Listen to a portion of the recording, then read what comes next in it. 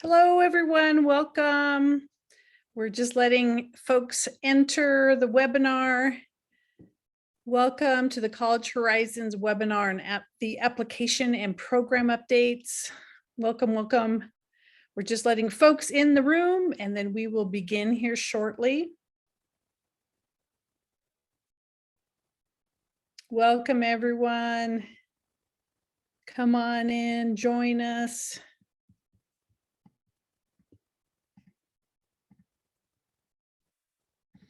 All right. Okay, I think I'm going to go ahead and kick us off, everyone. Good afternoon, good evening for some folks that are out on the East Coast. Yatesh a Carmen Lopez Yanishia.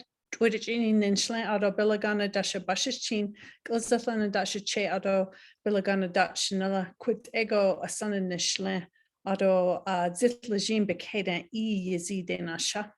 I'm Carmen Lopez. I'm from the Navajo Nation, and welcome to this webinar that is focusing on the application and program updates for College Horizons 2022.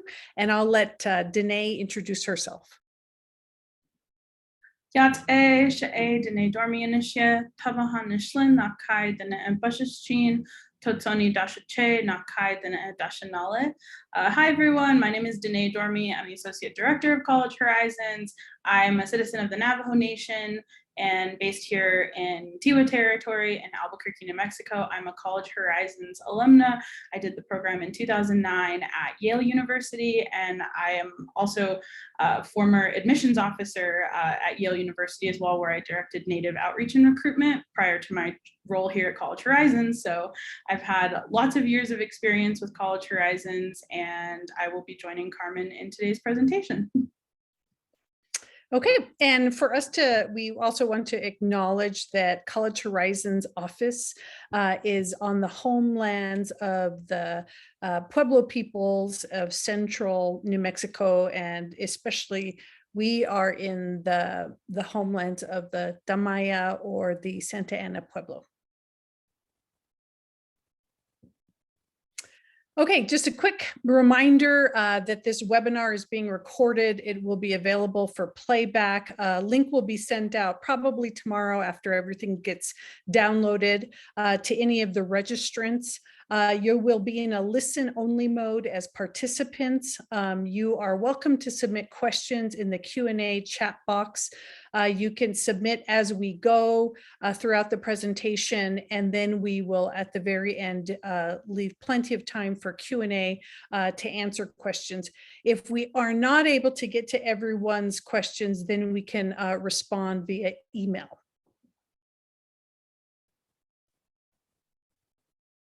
Okay, what we're going to cover today is just the basic update on the program going remote, how a remote 22 program works, the application eligibility tips and reminders, and then the Q&A.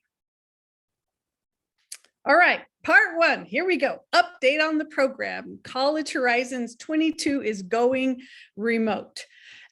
Just a couple of weeks ago, we made the decision, the board of directors, as well as the staff, to recommend that College Horizons proceed this coming summer in a remote program format. We had been holding out back in October, November when we held our previous webinar.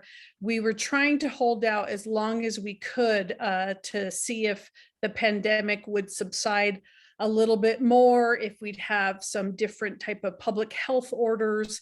And the most important part is that we have to make decisions in real time, even though the summer program will be months away. We have to prepare now with the information that we have in place.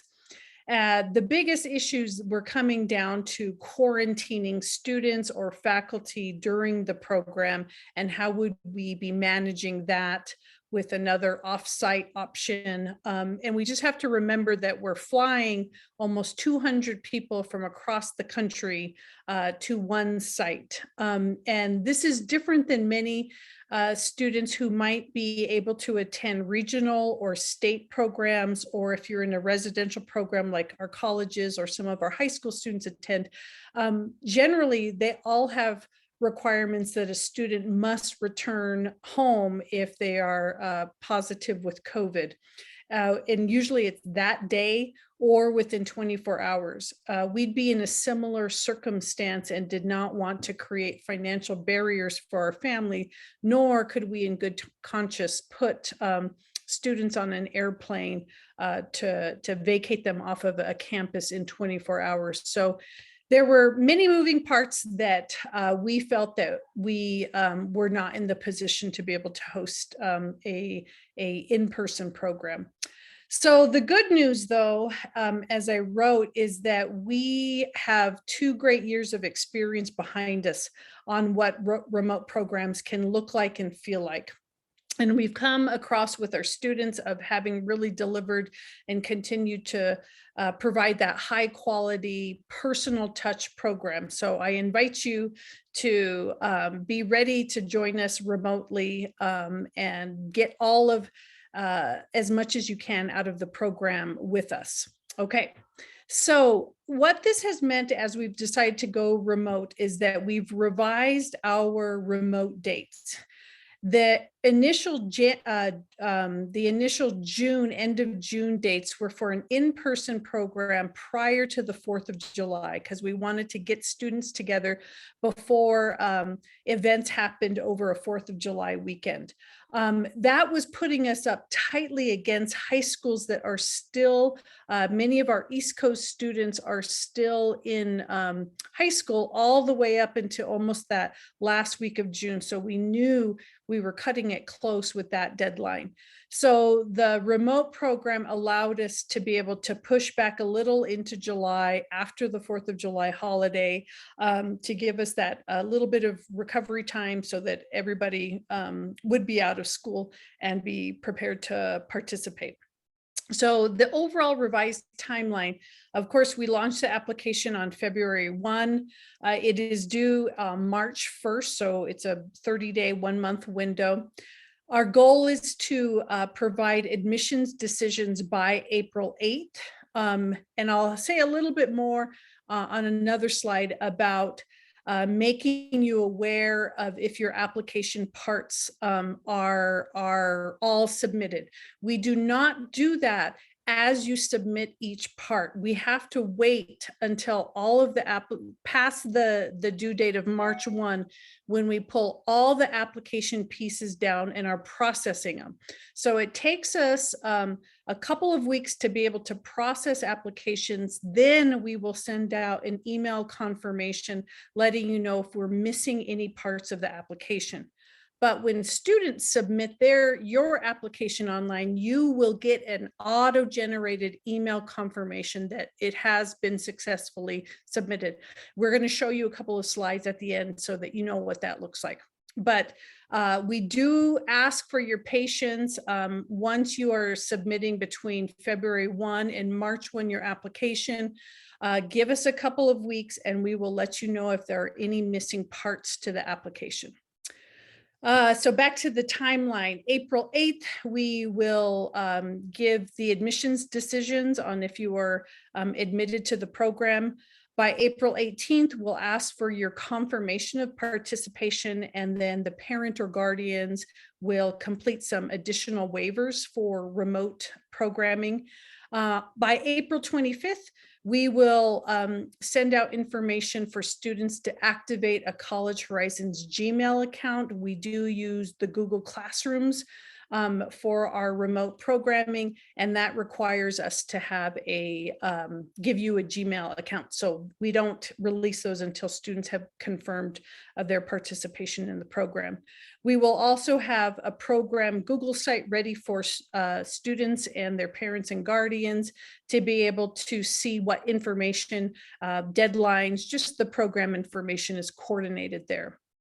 In May, we will send out homework instructions, and we will begin some meetings with College Horizons interns as our facilitators. So you're going to start to get to know us earlier, towards the end of May, or I'm sorry, in May, and we're going to give week by week instructions on different parts of the homework. So I'll say a little bit more about that in a moment. And then so by June, homework assignments will be due. You'll continue to meet with some of the interns.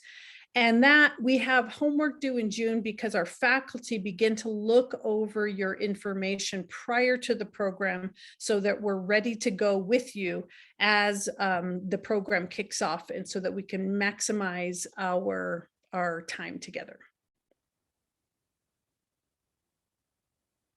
Okay, so part 2, how remote programming works. All right, so this is a picture of us from this past summer. What we need you to have in place is that you have a device, a computer or a laptop, and internet connection. So that's just the basics of the remote programming. A little bit more to come on what that means for some students that are especially using school-based devices. A phone is necessary for individual mentoring calls. The majority of students in College Horizons tend to have their own cell phones. Some people prefer to use their landlines at their homes. That's fine. So we just need to have a way to be able to get in touch with you for some one-on-one calls. The other expectation of the program is that your attendance is required for that entire week. I'll show you a sample agenda in just a moment here, but that's what the requirement is. So you have to weigh some of the other summer opportunities that you might have with sports camps, other academic programs, family travel, community gatherings. So we do require your attendance for the full week.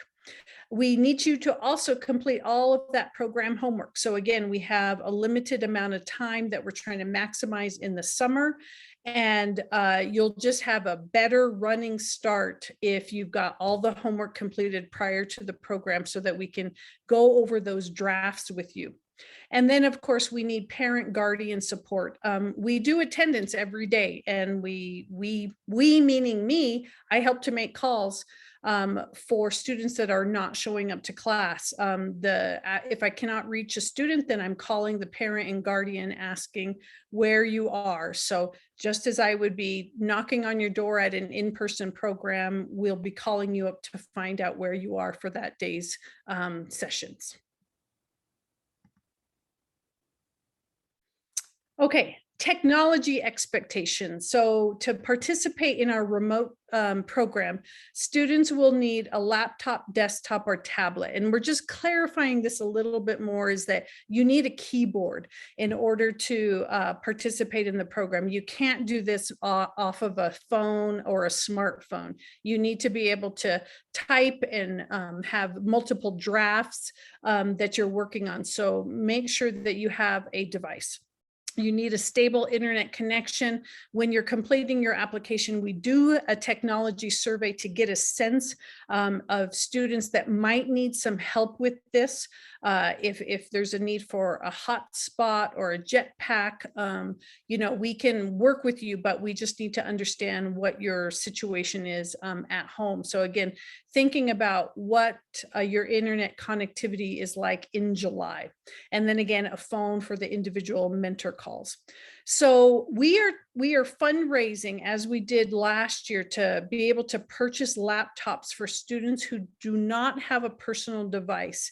So if you are primarily using a school-based device to complete your homework because you don't have one at home, or you're having to borrow a parent's device, a work device, or you have to share a single computer or desktop with your family, we're going to prioritize you in kind of signing up for a laptop with us. So last year we were able to fundraise about $60,000 to help support 55 laptops that we distributed to students. So we would love to give every student at College Horizons a brand new laptop. But if we can't raise, $200,000 for that, then we need to be able to prioritize students based on need, both financial need as well as the need for the device in their home. So we hope to provide some relief to some students this summer as well. So make sure you complete that technology survey on your application. Okay, so next clarification on the remote program attendance and time. So again, attendance is required at all sessions. Right now, I don't have the daily schedule determined. We still have a little bit of time to decide this, and I'm going to be working with the faculty of the program to help give their input. But for now, you need to reserve from 8:30 a.m. to 4 p.m. and then 7 to 9 p.m. daily. College Horizons runs in the time zone that you live in. So last year we had 12 different classrooms across 6 time zones. So from Hawaii, Alaska, Pacific, Mountain Daylight, Mountain Standard, Central, East Coast. We have students from all across the time zones. So it's based upon the time zone that you're living in the month of July, of what time you're coming on, so you could be coming on at 8:30 a.m. In Hawaii. You'll be coming on at 8:30 a.m. over in here in New Mexico. So it's based on your time zone. All right. So the most important times typically are in that morning. The synchronous learning happens from 8:30 to noon. Okay. So just reserve the whole day for now, because that's what we would have done if we were in the in-person program as well. You have to be, again, careful not to sign up for other programs at the same time that we're running. So again, many applications are starting to come out right now. So apply to your programs, find out what the results are. Then you're going to have to make the decision about what you're going to do for this summer, whether it's College Horizons program or selecting a different program if there is a conflict. It's really important not to sign up for 2 programs at the same time, including 2 remote programs. There was conflict last year with some students who were trying to be in 2 places at once, juggling 2 remote programs at the same time. And that's not what our intention is. That's not what remote programming is supposed to be about. It's to have your full attention so that you can get the most out of our program and that you can get that advising that you need. And then lastly, again, as our daily agenda is still being finalized, last year, our agenda was pretty much that we were synchronous learning from 8:30 to 12. So that morning block was really critical. Then in the afternoon, we had a lunch break. And then usually from 1 to 4 were these large group sessions where we do a big Zoom presentation, and then individual meetings would happen. And at 7 to 9 p.m. was our office hours in study hall, where we would have the faculty and students come back together to be able to either debrief, to work on homework together, or to get that one-on-one instruction and be prepared for the next day. So that's why we're asking you right now to reserve your full day for that week in anticipation of what our final agenda will be.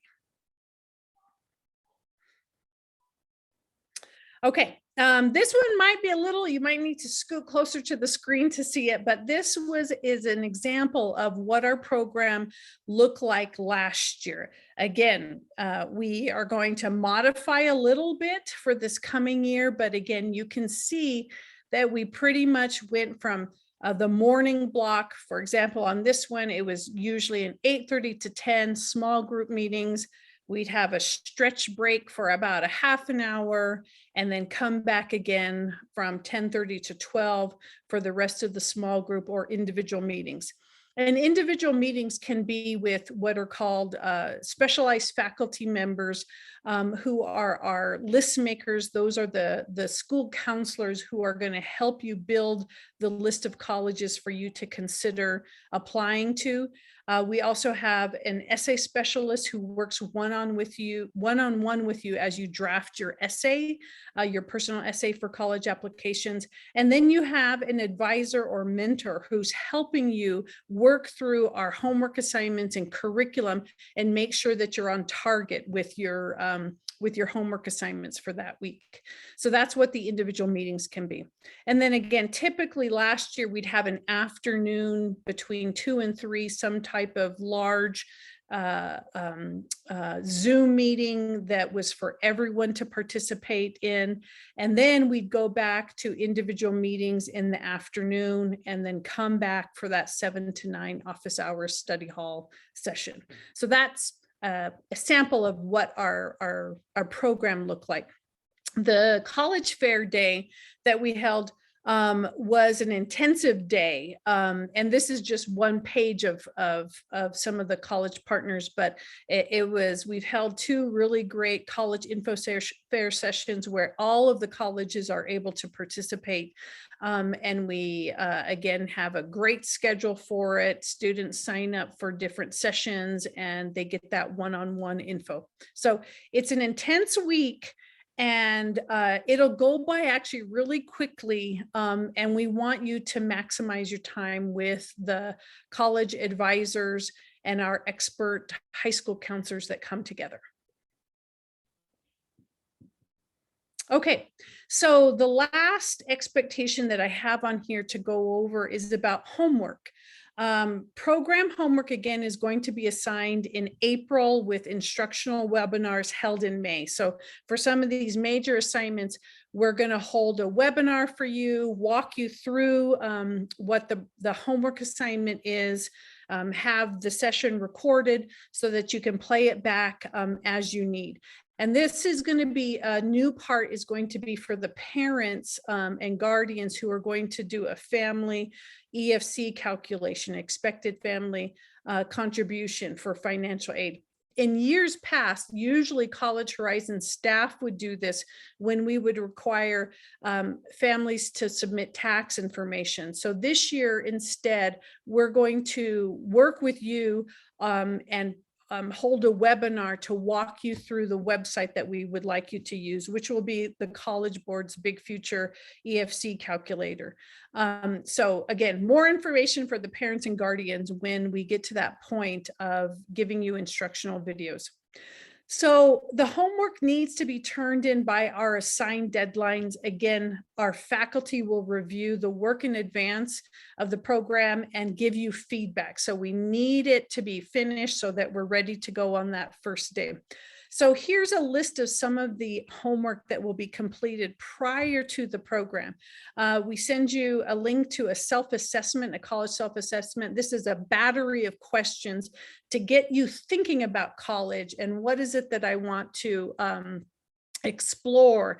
And it's kind of giving that that mentor as well as the college list maker understanding of what is it that you're exploring and thinking about for a college fit so that they can continue to work a little bit deeper with you. So that's what the self-assessment is. There's no right or wrong answers. This is just you telling us, here's where I'm at when I'm thinking about college. Help me figure this out. You're going to have some introduction activities that will be completed online for kind of our remote getting to know one another. The big one, of course, is drafting the college essay. You'll also complete a common application draft. We'll also have you get your extracurricular activities organized so that it's ready to be formatted and loaded up for the Common App or for other scholarships that you might be applying to. So we're just helping you compile and think about all the things that you do outside of the classroom that you might be using for applications. Of course, we'll also ask for your final year-end transcript for that whole academic year. And then if any of you are taking ACT or SAT tests this spring, then we also want to know if you've taken any and what the scores look like, because we'll have a test preparation session. And then, as I mentioned, families will complete an EFC calculation. And then other homework that I put on here was individual calls with interns and faculty prior to the program. So, you know, again, it can seem like so much, students, but this is all for, especially for those of you that are juniors that will be coming in as rising seniors. Our whole goal is to help get you organized and ready for September. So you've got the plan, you've got some great drafts ready, and that you're just polishing up come the fall. And for our sophomores, this is about introducing you to what it is that you're going to have to go through and prepare for junior year. And then so that you kind of have that longer plan now of the next 2 years of what is it that you can do to get ready for college in the coming years. Okay, and then this one is one of my favorite kind of infogram word bubble things. I forget what the term is, but this was from our students in the program, their evaluation. So the left hand was what students were coming in wanting to focus on. What did they want help on? You know, and you can see like they're thinking about the college fit, the application, colleges, how to pay for the college, what's the process, what's the experience like, you know, the essay. So this is in their words, what is it they wanted help on? And then at the end of the program, this was the question that we asked about what was the best thing about College Horizons. And I love this because it again is showing the power of the relationships that happen in our program. It was about our small groups. It's about the faculty, about mentors, others like me, people, relationship. You can see all of these amazing words in here, getting confidence, diversity, mentorship. So, you know, this to me is really, really key, is that students that are coming into the program, College Horizons, we partner with about 70 different colleges and universities. And during the program, you're going to work with those admissions counselors from my partner colleges. And then we bring in this other group of about 30 amazing expert high school college counselors from across the country. So these are folks that work with students on the whole application process from the high school side. And so we're bringing them and their expertise of how to work with high school students on building the list, understanding your concerns and worries, giving you ideas and suggestions. College Horizons is so much about our relationships with one another, and for us as the faculty to be listening to you and for you to be sharing with us. That's how we move through this advising process. The application process to college is a storytelling process. And that's what we're trying to do, is we're trying to hear your story. We want to listen to you. Who are you? What are you thinking about in the world? What is the story that you want to tell colleges as you apply to their institutions?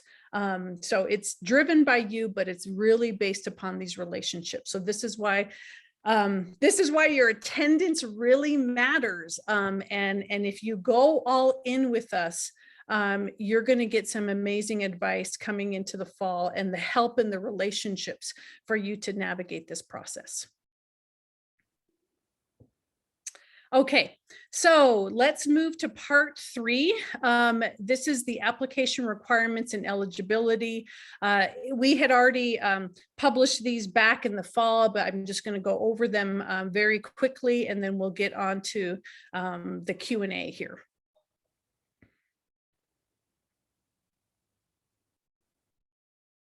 Okay, eligibility. So you must be an enrolled member of a federally recognized or state recognized American Indian tribe, Alaska Native group, or Native Hawaiian. We have a bunch of asterisks that help clarify and define who it is that we're serving. You have to be a current sophomore or junior in high school. So when you come to us in the summer, you'll be rising seniors and rising juniors. For the students that participated in our remote College Horizons 2021 program, your current juniors, you may reapply for admissions to our program. In previous years, students, I typically did not allow for students to repeat a program, but in this remote world, I am allowing for that. Students must have a minimum 3.0 cumulative GPA in your core academic courses, not your electives.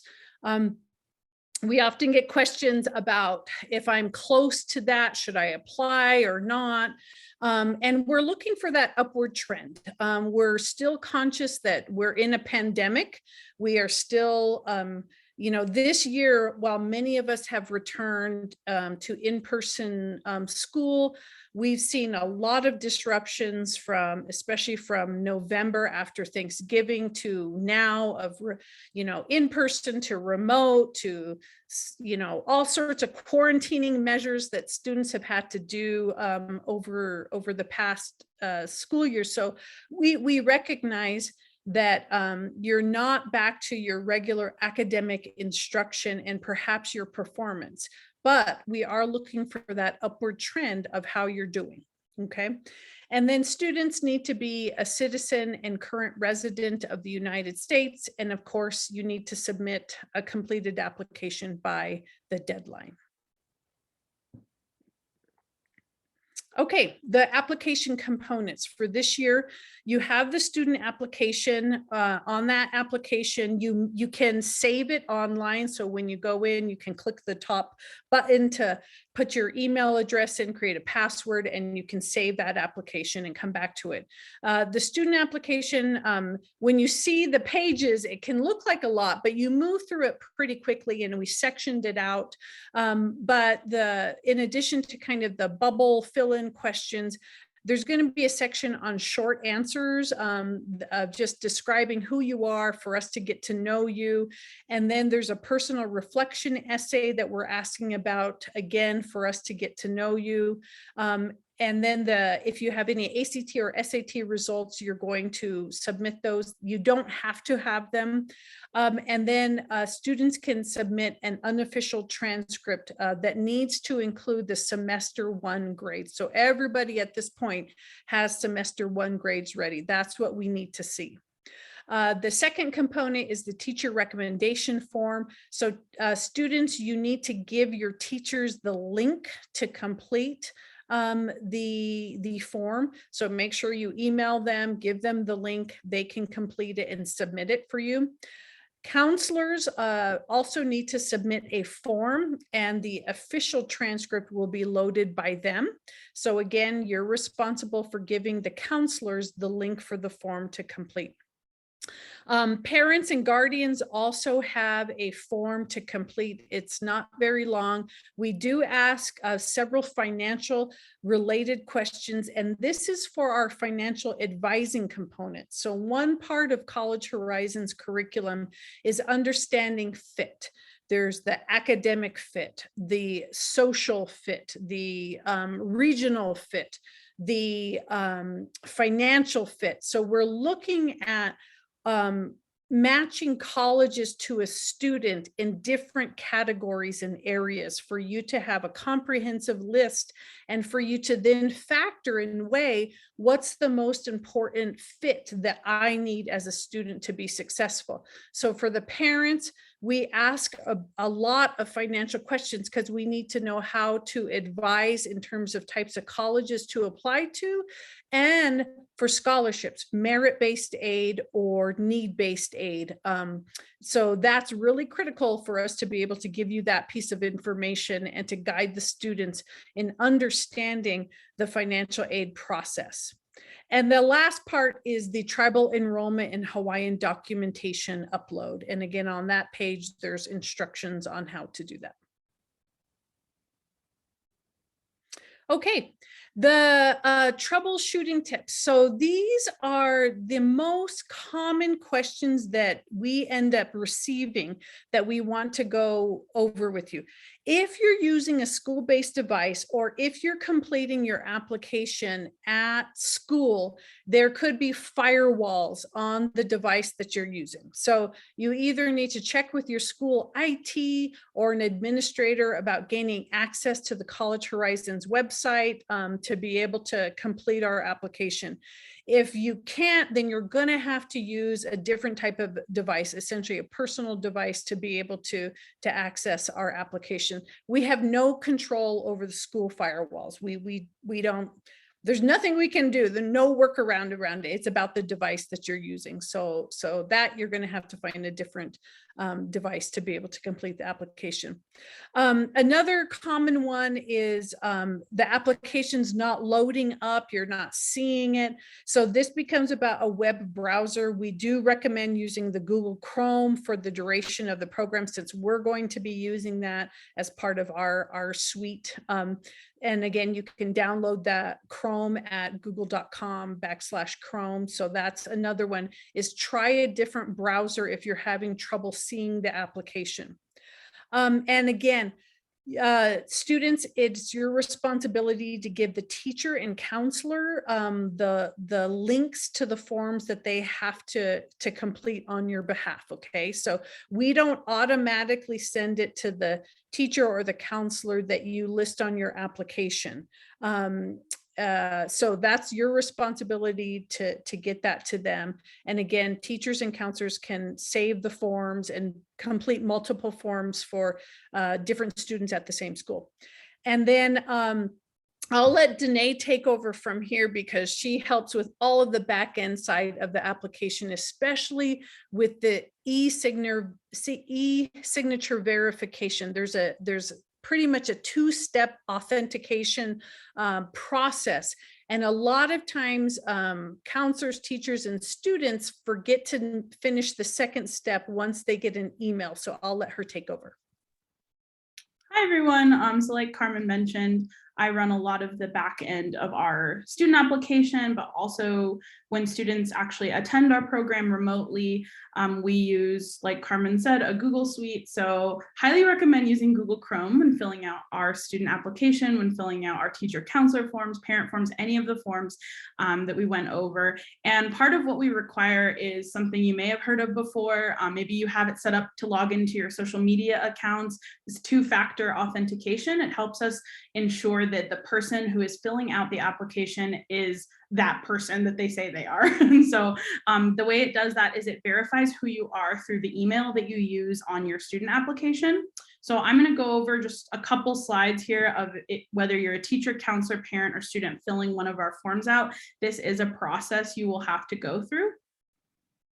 Okay, so when you are in our student application, and all of our forms look very similar to it, so I'm just using the student application as an example, you'll see a screenshot there. To the left, step one, before you hit submit, you'll see a nice big red bold print notice that says you are not yet finished with this application, because you will be required to click a link in your email. So we kind of preface the entire process here. We say once you hit the submit button, you're going to be prompted to go through a couple more steps. So that's just something to be aware of when you complete these forms. Basically, once you hit submit, you're going to be taken to another page that allows you to review all of the responses you just filled in on your student application. So you'll scroll to the bottom of for the student application, it's 8 pages of your responses, your short answer questions, everything. You'll have a chance to double check it. And so at the bottom of that page, so you'll scroll all the way down. At the bottom of that page, you'll see right here, step 3, it'll prompt you to put in an e-signature. So this is where we just ask you to certify and affirm that all information and answers to the questions you have completed are complete, true, and correct. So this is just a part of the submission. You'll type your name and email, you'll sign the e-signature part of the form, but even when you hit submit signed response, you are not yet finished, and that's why we feel like it's important to put this all in screenshots.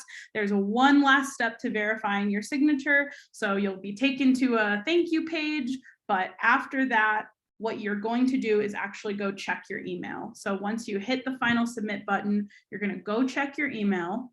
and you should receive an email from College Horizons. It's going to come from apply@collegehorizons.org, and it will include a link to finalize your response. So this will go for the application form, this will go for the teacher form, the counselor form, the parent form. I believe the only form that doesn't require an e-signature is just our tribal and Hawaiian documentation upload form. But other than that, you should get this email, and then all you have to do is click that blue link that I have highlighted with a big red circle there. And once you click that, you will be done. You should see a link pop up on your screen in your web browser that says, thank you, you are now verified. It's on the right side of the screen, a little screenshot for you of what should pop up.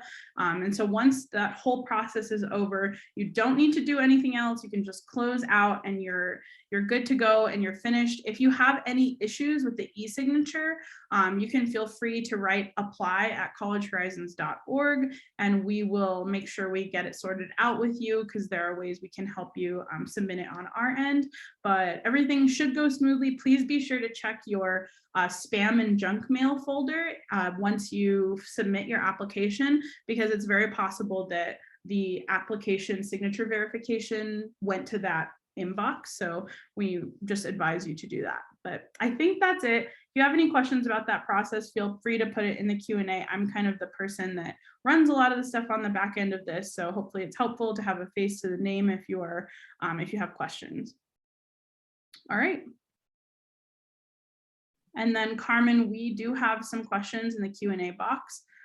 So I don't know if you went ahead and started checking those out, or if you wanted to answer. Yeah, I'll answer some just for the recording purposes, and I left some to answer on here. But for it's a question about how competitive the program is, and while our program does have, we do use competitive admission process for our program. So it's not an open enrollment, meaning that if a student applies, they will be admitted. We do select students to participate in the program, but we do have a high admission rate of the students that are admitted to the program. Typically for an in-person program, our limitation is the bed space. So then that always became a factor if I could only take a certain amount of students per program. With the remote program, of course, we're able to increase the number of participants. So just putting together as strong of an application as you can.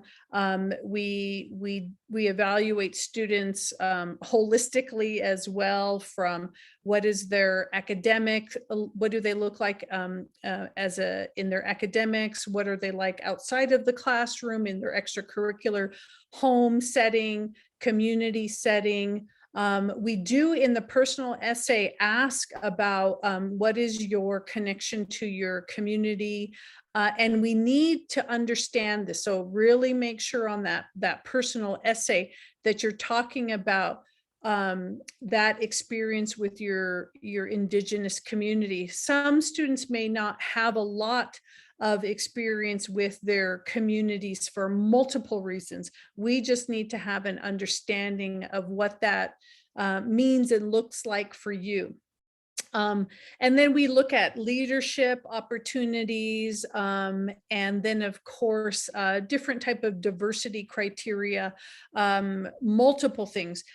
Typically in our program, it's about 70% self-identify as being young women, about 30% identify as being young men. So right there is a disparity and this is true in higher ed and with young men of color that are not moving on to college. So that's an example of, with young men that are applying to the program, I'm interested because we're not getting a lot of them, or regionally too, that we have underrepresentation, for example, of Alaska Natives.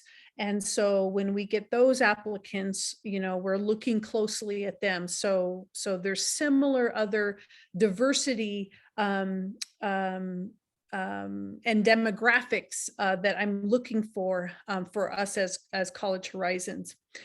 So anyway, that's a little bit to encourage, I think, you to have your student apply to the program and what it is that we're looking for, as well as the competitiveness of the program. Typically, again, with how many sophomores or juniors are we servicing, we tend to have way more rising juniors apply. So we're admitting a lot more. So it's typically around 70% of juniors who are rising seniors, and about 30% are sophomores as rising juniors. And again, with the remote program, that opens it up a little bit more for the sophomores. For an in-person program, I tended to, I tended to have the juniors those bed spaces, because that was going to be their last opportunity that they would get to be able to participate in the program. Hey, Carmen, sorry, I just wanted to answer one quick one that had to do with the teacher counselor forms that I think is beneficial to clarify. Somebody asked, when sharing application forms with teachers and counselors, is it an edited or shared document, or do they fill it out and send it back to the students? So students, all you will be sharing with your teachers and counselors is the link to the form. We require them to go through that same verification process of signing and going through their own email. So they fill it out on their own, but you need to provide them the link for them to fill that form out. So it's not a shared document. It's not something you would fill out with them. It's something you send the link to and then have them fill it out. Make sure to follow up with your teachers and counselors to be sure that they have completed that form and turned it in on your behalf. Okay, and then back to the question about in May with certain AP exams that are taking place. Yes, May is a busy month. We know it gets intense for students, for your family, in case you have other graduates in high school or in college. And people's energy levels are going. So that's why we're trying to really try to get you, while you're still in your student mode, to turn in homework materials in. So we typically will be having most of the homework due towards the end of May and June, but we're going to be releasing the instructions in early May. So each week we're going to host a webinar, let you come on, ask questions, but it's not due necessarily in that week. It's the only one is going to be the parent forms, the parent financial aid one.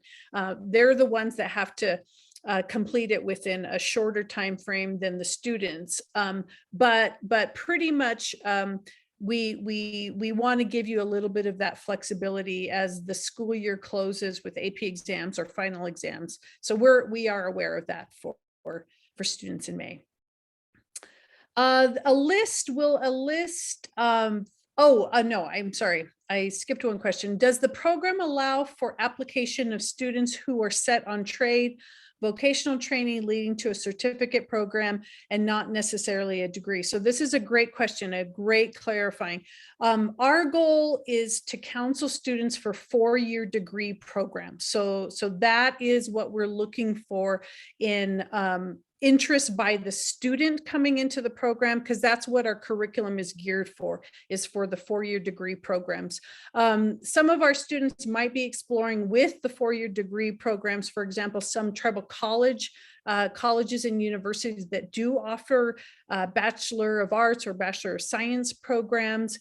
But we are focused on the BA degree, and we typically are advising for 4-year degree programs and residential programs, because the Indigenous students, as well as other students of color, graduate at a higher rate and quicker, especially if they take full-time residency on campus to get that degree within that 4 to 6 years, but they're completing it even quicker if they are. So that's a great question for us to clarify. Another question is, will the list of schools that be participating in 2002 program be emailed to the students? Yes, and they're currently on our website. So the 2021 colleges are listed there. We typically get 99% of the colleges return, and it's the new colleges that have signed up with College Horizons that we will be adding to the website. So you can take a look at the current list of partner colleges. And then of course, during the program, you're working with those admissions counselors. Students get the contact info of all of the admission counselors and the high school counselors, the volunteers that work with us. And then of course, the colleges have permission to engage in outreach activities to all of the students that participate in the program. And in fact, we ask our partner colleges to send brochures for the remote program in advance of the program so that you can start to get the mail ahead of the program and start to see what is it that the colleges do offer. Okay, let me see here.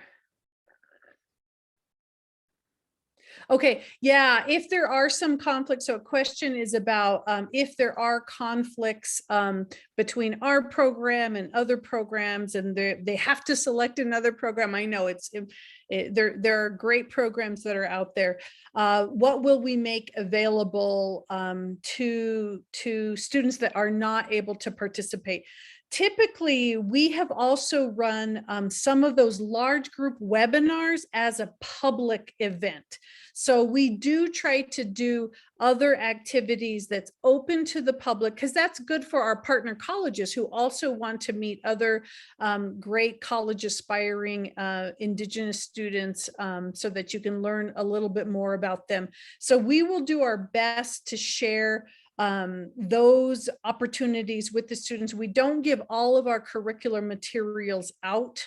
So that is part of coming into the program and working with us. But there will be different opportunities and resources that we definitely can share with students, whether or not they're admitted to the program or cannot attend.